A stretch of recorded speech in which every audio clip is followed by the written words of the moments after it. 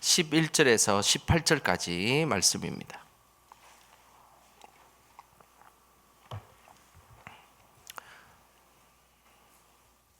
예레미야 4장 11절에서 18절까지 말씀, 우리 한 목소리로 말씀 읽겠습니다. 그때에 이 백성과 예루살렘에 전할 자가 있어서 뜨거운 바람이 광야에 있는 헐벗은 산에서 내 딸 백성에게 불어온다 하리라. 이는 기절하기 위함도 아니요 정결하게 하려 함도 아니며 이보다 더 강한 바람이 나를 위하여 오리니 이제 내가 그들에게 심판을 행할 것이라. 보라, 그가 구름같이 올라오나니 그의 병거는 회오리 바람 같고 그의 말들은 독수리보다 빠르도다. 우리에게 화 있도다. 우리는 멸망하도다 하리라. 예루살렘아, 내 마음의 악을 씻어버리라. 그리하면 구원을 얻으리라.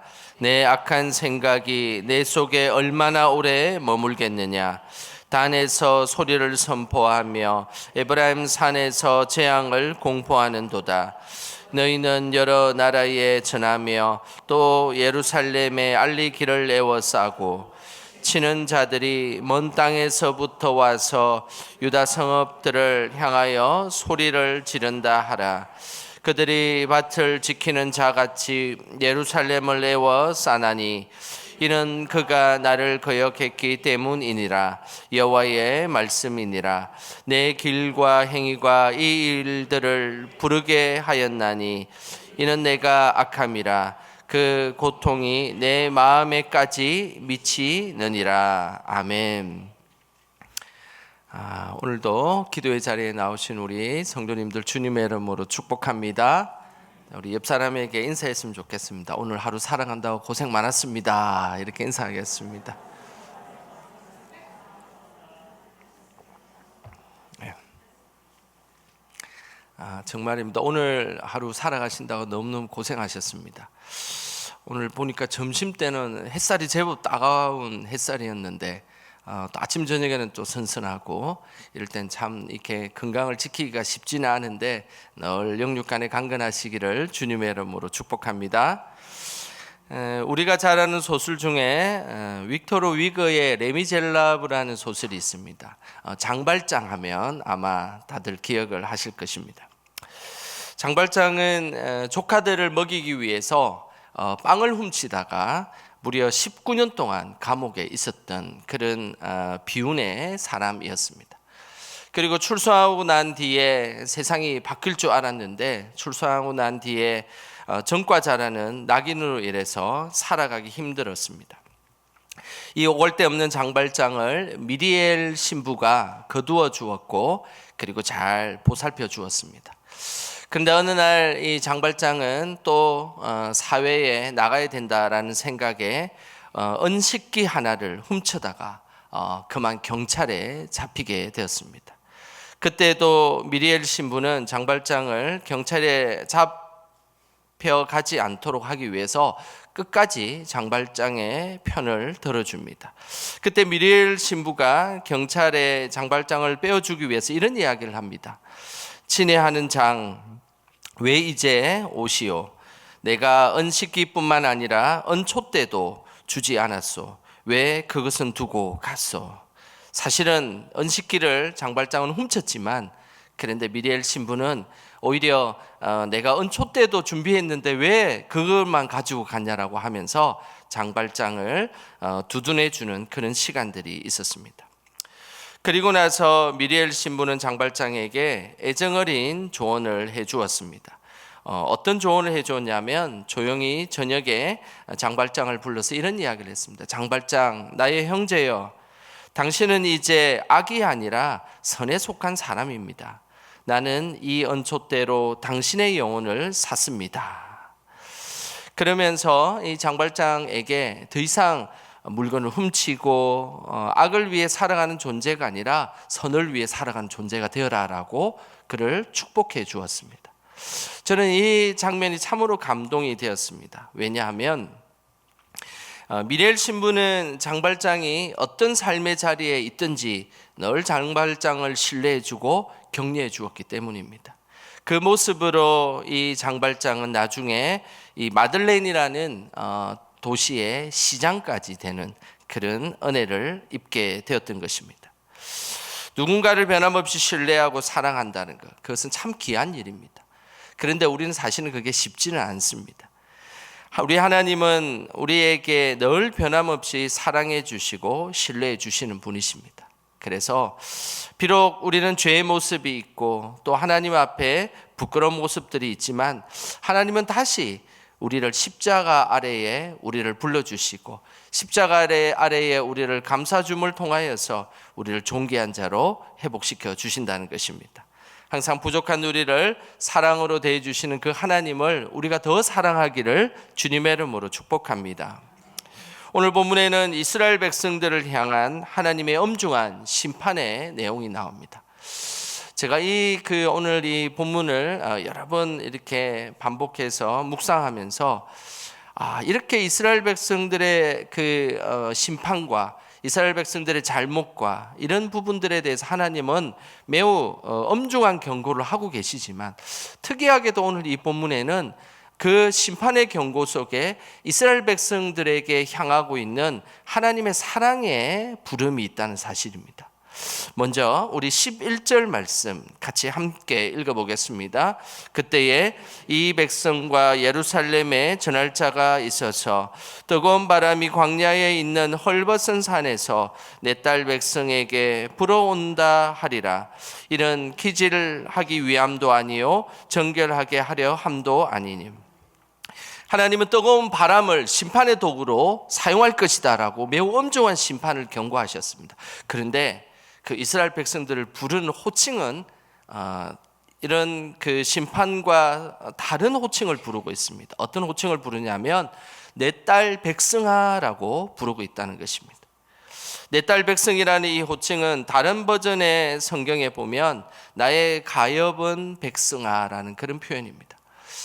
하나님은 엄중한 심판을 이야기하고 징계와 그리고 또 어떠한 기질을 위함도 아니고 정결함을 위함도 아니고 이제 분노의 뜨거운 바람이 불어올 것이라는 엄중한 심판을 하면서 이스라엘 백성들을 향해서 내 딸아라고 하나님은 부르신다는 사실입니다. 비록 하나님은 자신의 자녀가 잘못해서 징계가 있을지라도 여전히 자신의 자녀를 사랑하는 마음으로 아버지가 딸을 부르듯이 그 영혼에게 내 딸아라고 불러주신다는 사실입니다. 이것이 참 은혜가 되지 않습니까? 심판의 징계와 그들의 잘못과 그리고 많은 엄중한 것을 이야기하는 그 순간에도 하나님은 변하지 않고 이스라엘 백성들을 향해서 내 딸아라고 불러주신다는 사실입니다. 이런 하나님의 마음이 히브리서 12장 5절과 6절에도 그 하나님과 동일한 마음이 있습니다. 히브리서 12장 5절과 6절 우리 같이 한번 읽어보겠습니다. 또 아들들에게 권하는 것 같이 너희에게 권하신 말씀도 잊었도다. 일러스되 내 아들아 주의 징계하심을 경히 여기지 말며 그에게 구질함을 받을 때에 낙심하지 말라. 주께서 그 사랑하는 자를 징계하시고 그가 받아들이시는 아들마다 채찍질 하심이라 하였으니. 하나님은 분명하게 말씀하고 있습니다. 징계받을 때에 낙심하지 말라라고 말씀하고 있습니다. 왜냐하면 사랑하시기에 징계하기 때문입니다. 사실에 애정이 없고 사랑이 없으면 그냥 방치하고 어떻게 살아가든 사실은 상관없지 않습니까? 그런데 그에게 사랑과 애정이 있을 때는 잘못한 것과 징계와 채찍질을 한다는 사실입니다. 하나님은 뜨거운 바람으로 광야에 불어오게 할 정도로 아주 큰 징계를 내릴 때도 내 딸 백성이라고 표현하며 끊임없이 이스라엘 백성들을 사랑하고 있음을 말씀하고 있습니다. 항상 우리를 사랑하시기에 징계하시고 올바른 길로 인도하시는 그 하나님만을 붙들고 살아가시기를 주님의 이름으로 축복합니다. 하나님의 심판 가운데 사랑으로 부르는 또 다른 호칭이 있습니다. 14절에 그 호칭이 있는데요. 우리 14절 같이 함께 읽어보겠습니다. 예루살렘아 내 마음의 악을 씻어버리라. 그리하면 구원을 얻으리라. 내 악한 생각이 내 속에 얼마나 오래 머물겠느냐. 하나님의 애정 어린 마음으로 또 다른 호칭을 부르는데 그것은 바로 예루살렘아라고 부르고 있다는 것입니다. 이스라엘 백성들을 향해서 예루살렘아 부르고 있는 것입니다. 이것은 나의 가장 소중한 존재다라는 그런 표현입니다. 예루살렘은 하나님의 성이고 하나님의 임재를 상징하는 가장 소중한 땅이 바로 예루살렘입니다. 그래서 이방 나라가 쳐들어왔을 때 예루살렘이 함락되면 모든 것이 함락된다라고 여길 정도로 그 예루살렘은 이스라엘의 어떠한 땅보다 소중하고 존귀한 땅입니다. 그런데 오늘 하나님이 이스라엘 백성들을 향해서 예루살렘아라고 부르는 것은 여전히 너는 존귀하고 여전히 너는 보배롭고 아름다운 그런 사람이다라는 것으로 우리에게 말씀하고 있습니다. 그러면서 하나님은 가장 소중한 이스라엘 백성들을 향해서 내 마음의 악을 씻어버리라, 그리하면 구원을 얻으리라라고 다시 한 번 더 그들에게 회개와 그리고 하나님 앞에 돌이킬 것을 요청하고 있다는 사실입니다. 성경은 일관되게 우리를 존귀한 자로 여기십니다. 이사야 43장 4절에 그 하나님의 모습이 나오는데요, 우리 같이 함께 읽어보겠습니다.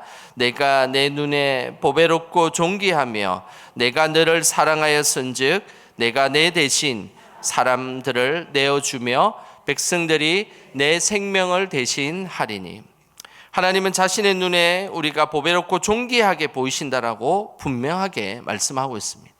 그것은 기분이 좋고 잘할 때만 보배롭고 존귀하게 보신다는 그런 의미가 아닙니다. 하나님의 눈이 우리를 보배롭고 존귀하게 본다는 그것은 우리가 어떤 행위를 하든 무슨 일을 하든 보배롭고 존귀하게 본다는 것입니다. 이것이 하나님의 사랑입니다. 왜냐하면 내가 너를 사랑하였은즉, 내가 너를 사랑하기 때문이다라고 말씀하고 있는 것입니다. 항상 우리를 보배롭고 존귀하게 여기시는 그 하나님을 우리도 온전히 바라보시기를 주님의 이름으로 축복합니다. 마지막으로 하나님께서 이스라엘을 심판 가운데 사랑으로 부르시는 호칭이 16절에 이런 호칭이 나옵니다. 16절 같이 함께 읽어보겠습니다. 너희는 여러 나라에 전하며 또 예루살렘에 알리기를 애워쌌고 치는 자들이 먼 땅에서부터 와서 유다 성읍들을 향하여 소리를 지른다 하라. 마지막으로 하나님께서 이스라엘 백성들을 사랑으로 부르시는 호칭은 너희는 이라는 호칭입니다. 사실은 이 너희는이라는 호칭은 매우 흔한 호칭입니다. 하지만 오늘 여기에서 나오는 이 너희는 이라는 이 호칭은 하나님과의 인격적인 관계를 유지할 때 부르는 호칭입니다. 독일 신학자 가운데 마틴 부브라는 아주 유명한 신학자가 있습니다. 그 신학자는 우리의 삶의 관계를 나와 너의 관계와 나와 그것의 관계로 규정합니다. 우리는 비인격적이고 그냥 관계가 없을 때는 나와 그것의 관계로 부릅니다. 그래서 성경에는 하나님이 우리를 부를 때 그것이라는 표현을 절대 쓰지 않습니다. 왜냐하면 우리를 인격적으로 보기 때문입니다. 나와 그것은 비인격적인 관계이고 그리고 진짜 관계는 나와 너의 관계다라고 이야기하면서 이 마틴 부부는 나와 너라는 아주 유명한 책을 지었습니다. 나와 그것의 관계는 사물처럼 대하고 이용의 수단으로 대할 때 나타나는 관계이지만 나와 너의 관계는 존재 자체를 인격적으로 부르는 그런 사랑의 관계다라고 말씀하고 있는 것입니다. 오늘 하나님은 우리를 향해서 나와 그것으로 부르지 않습니다. 하나님 나와 너희들, 너라고 부르신다는 사실입니다. 그러면서 우리가 살아가는 우리의 삶에 하나님의 관계가 계속해서 지속되어지고 그리고 그 관계가 인격적인 관계로 되어서 하나님 앞에 온전한 친밀감으로 나아가기를 하나님은 오늘도 기대하신다는 것입니다. 하나님은 때로는 징계하시고 심판하시고 그리고 우리에게 어떨 때는 우리가 힘든 여정의 삶을 살게 할지라도 그러나 하나님은 변함없이 우리를 사랑하시고 인격적으로 우리를 바라보신다는 것입니다. 우리는 단지 하나님과 멀어진 것처럼 우리가 느낄 뿐이지 결코 하나님은 우리와 늘 가까이 계셔서 나와 너의 인격적인 관계로 우리를 늘 부르신다는 것입니다. 어떤 순간에도 우리를 인격적으로 부르시는 그 하나님과 더 친밀해지시기를 축복합니다. 하나님은 죄 많고 한없이 부족한 우리를 사랑으로 부르십니다. 그리고 또한 우리를 가장 존귀한 자로 인격적인 관계로 잘 지내기를 원하신다는 것, 그것을 잊지 않으시길 바랍니다. 그런 하나님을 늘 사랑한다고 고백하는 우리 영광의 성도들 되시기를 주님의 이름으로 축원합니다. 이 시간 우리 찬양하며